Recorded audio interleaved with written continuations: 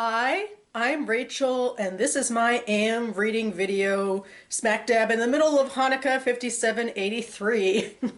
And I'm also pretty much a week after my last AM reading video. I was hoping to get this out a little sooner, but it's been a bit of a hectic week, so that's my excuse this time. But as always with these AM reading videos of late, I am going to start with the next short story in this collection of short stories by Dorothy Parker, which I've been reading from since May 2021, and at this pace I'm going to finish it up at the end of January AM reading video, so I'm very excited about that. But anyway, this current selection is actually what she calls sketches, which she published in the Ladies' Home Journal, this particular one in 1921.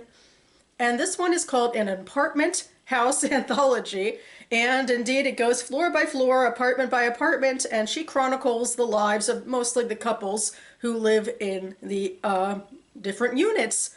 And this one actually I thought worked better for me than some of these other anthology character sketches, maybe just because they were a little bit longer, so I had more meat to sink my teeth into, even though still it was all exposition and not much by way of actual dialogue, but it was almost getting closer to the idea of storytelling and not just writing down satirical character sketches, although that still is the major crux of this sketch, and I think all of her sketches. I think she just set her audience to laughing up a storm is my assumption, based off of mostly satirizing, society types, basically. Most all of the people in this apartment complex are really high up in their heads about their places in society and their intelligence and their know-how, and it mostly seems self-indulgent and ridiculous and fun to follow. So yeah, there we go. The first book I finished this week was The 100,000 Kingdoms by N.K. Jemisin. It's the start of an epic fantasy trilogy that I picked up due to one of the TBR games I played, the BookTube Spin.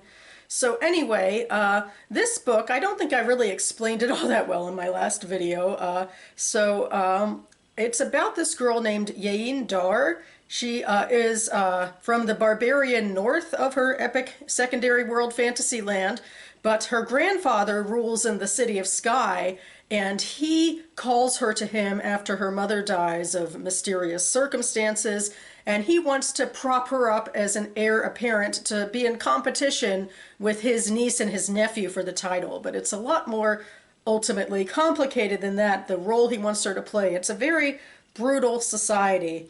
And anyway, I think a lot of this title of the 100,000 Kingdoms has to do with the relationship that this ruling family, the Arameri, have with the gods.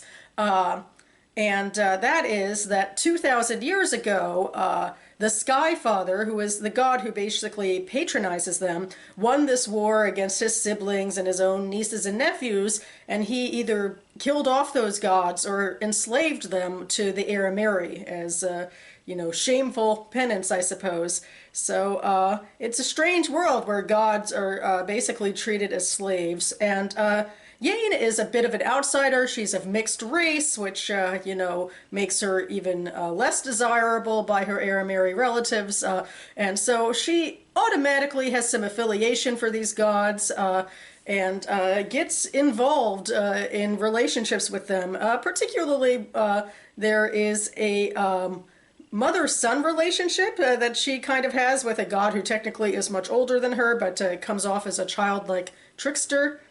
His name is Sai, I believe. The thing is that I listened to this on audio, but then somehow I forgot what things sounded like, and sometimes the spellings don't always match what I heard in my head. I guess that's a interesting point to listening to books on audio, especially fantasy. But anyway, so she has this mother-son relationship with Sai, and then something a little more romantic with the god Nahadoth, who is one of the major gods, the oldest god. He's sort of the god of nighttime and chaos, and it's his brother who imprisoned him. And anyway, there's more reasons, too, for why maybe him and Yein get involved. There's spoilery elements about how Yein has been conditioned by the gods to help maybe with a revolution, that sort of thing. But I'll leave the details a little mum.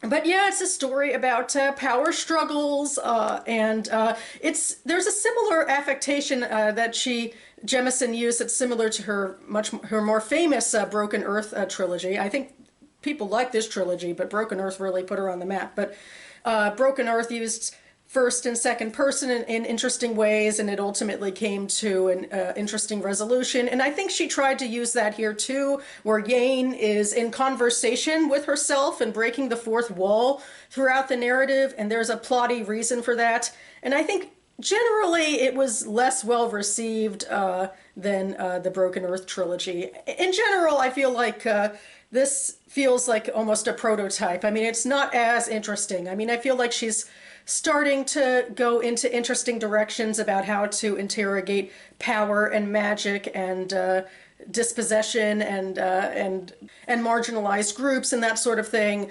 But it's a little bit encumbered. I feel like the Nahadoth-Yane relationship is a little wish fulfillment-y, and I don't know, the secondary world, epic fantasy, you know, it's weird because I like those sorts of royal worlds, but I feel like she didn't do much that was that interesting here, and some of the antagonists were way too one-dimensional for my taste, so I feel like I didn't enjoy it as much as I thought. I think it's interesting to compare and contrast, at least to the Broken Earth trilogy. I haven't actually read any of Jemisin's other works, so that's what I have to go on.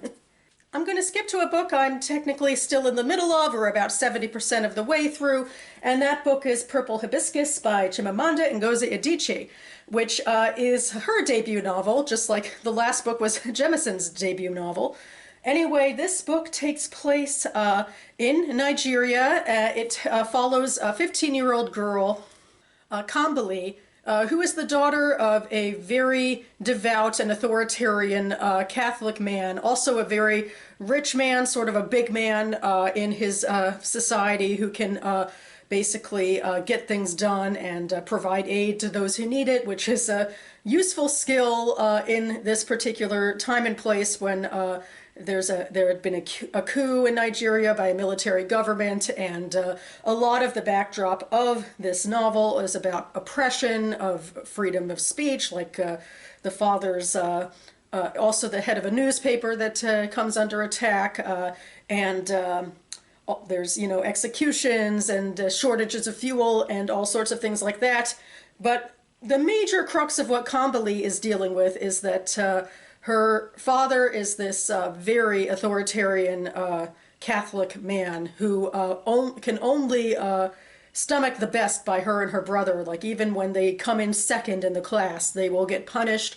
Anything that, you know, dares question his authority about what God believes will get punished. It's a very dour existence, but it's what she's used to. It's what she's been conditioned to strive for. So it's a very interesting psychological portrait that way for how much Kambali in particular really wants to please him all the time. But luckily, she also has some family members who she gets a bit closer to, who expand her world a little bit. Her paternal grandfather actually is a traditionalist who still worships ancestors, so her father only allows her very limited contact with him, but through other ways, she's ultimately able to have more contact with him and maybe open up her mind a little that he's not a heathen. And more importantly, she has ultimately a relationship with her aunt and cousins, who are also Catholic, but are much more liberal-minded and tolerant of, like, different strains of belief. In a way, it feels like a pretty standard first novel sort of affectation. It's kind of narrow in its scope, but there's a little bit of, you know, worldly influence. Like, you know, there is a wider world where there's, you know, a coup going on and that sort of thing. But it's pretty narrow for Kambali and you know, the oppressive, the smaller oppressive things that her father puts her through. I think it's good. You know, she is a strong writer. She, you know, her characters feel so real. And anyway, I don't want to say much more. Maybe I've said too much already, because I want to be able to talk about this book again in a video I hope to do in January, where I compare this book to two of other Adichie's books that I'm reading or have read recently. So yes, I will put it down, but stay tuned for that video next year. I'm jumping back to a book I've already completed because it starts a final trend in this video where I talk about short story collections. So anyway, this one is Scary Old Sex. These are stories by Arlene Heyman. Actually, there weren't as many stories as I thought there might be about older women's sex lives. There were a couple, but others weren't actually about that, including, of course, the one story that she dedicated to Bernard Malamud, the famous writer from the middle of the century, 20th century, who, when Arlene Heyman was a young woman, she had an affair with. So that one goes in the opposite direction in a way of a young woman's sexual relationship with an older man. And it didn't, I don't know, those sorts of stories don't move me that much. I mean, I was thinking about, there's other mistresses, younger mistresses of authors like Philip Roth. Like I read the Lisa Halliday Asymmetry book where she fictionalized her relationship with Philip Roth. And I just started thinking about these motifs of these young women saying, until I got sexy with you, I was uncultured. And I thought, this is pretty much Twilight, isn't it? Like, that you as a young woman have no worth until a sparkly vampire shows interest in you. I don't know, I probably am a bit biased about this whole thing about, older men preying on younger women, so there's that. Anyway, of the other stories, there were a couple that definitely I liked, but I guess fewer than I thought really stuck out to me, so I didn't like this collection as much as I hoped.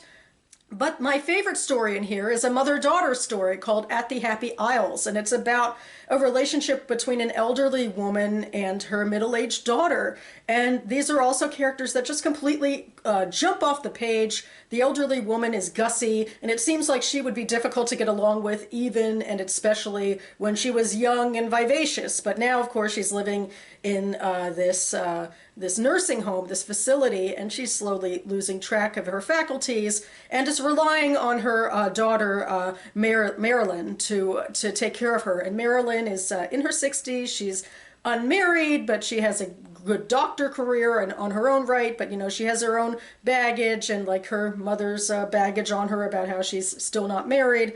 And all sorts of things. I mean, basically they have rich inner lives, but the crux of the story is around the fact that Marilyn realizes through the plot of this story that her mother is dealing with incontinence.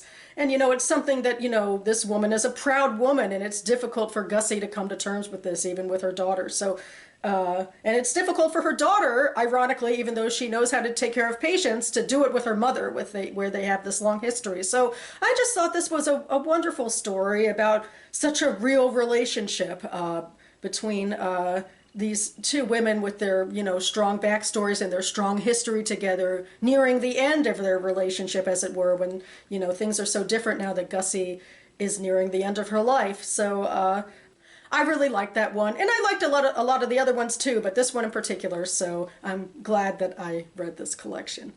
Next, I'll talk just briefly about It's a Whole Spiel, Love, Latkes, and Other Jewish Stories. It's edited by Katherine, Locke, and Laura Silverman, and it is an anthology of stories by mostly Jewish American YA authors.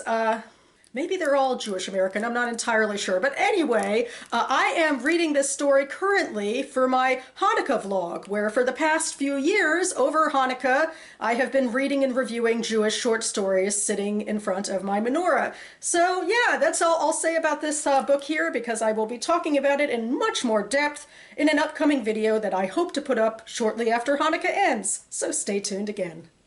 And finally, the last book I have to talk about, last short story collection I have to talk about, is Sour Heart, stories by Jenny Zhang. I just read the first short story in here so far, so I'm not that far into it, but I picked this up based off of the page 112 tag video that I recently did, so I'll link it down below.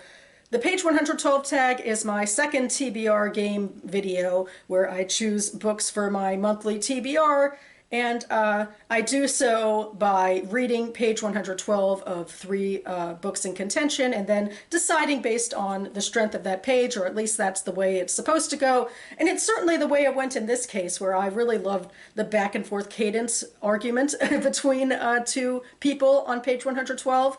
Of course, now I'm at the first story, which is far before page 112 the thing started and ended, and I thought it was okay. I think this collection is going to center heavily on Chinese American immigration, mostly told by the perspective of young girls and women who are a part of those families. This first story was told by a young girl who she and her parents were living in dire circumstances, often homeless and scrabbling for jobs and security and that sort of thing. But there was a lot of, I think, a lot of heart to it too. The title, Sour Heart, comes from that, for the way that the parents sort of gently mock their daughter for her sour attitude. So yeah, I think it's promising. I have 6 more stories to go, and I will report back on how I think about the whole collection in my next damn reading video.